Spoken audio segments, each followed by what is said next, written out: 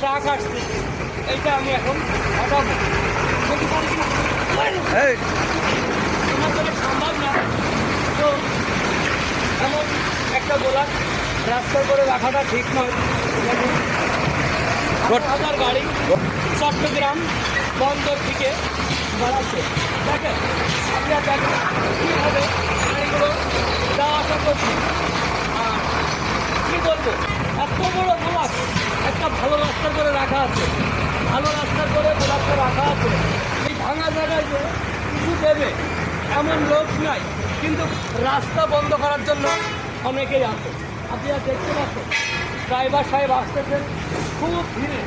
দেখেন এই ভাঙা জায়গায় গাড়িটা কীভাবে করছে দেখেন। তো এই গোলাপটা যদি এখানে না দিয়ে ওই ভাঙা জায়গায় যাই, এই চট্টগ্রাম বন্দর থেকে দিনের জন্য এমন হাজার হাজার গাড়ি চলাচল করে এই রোড দিয়ে। তো দেখতে পাচ্ছেন রাস্তার কী পরিস্থিতি। তো আমরা বাংলাদেশ সরকারকে বলবো যে আমাদের এই রোডগুলো মেরামত করার জন্য।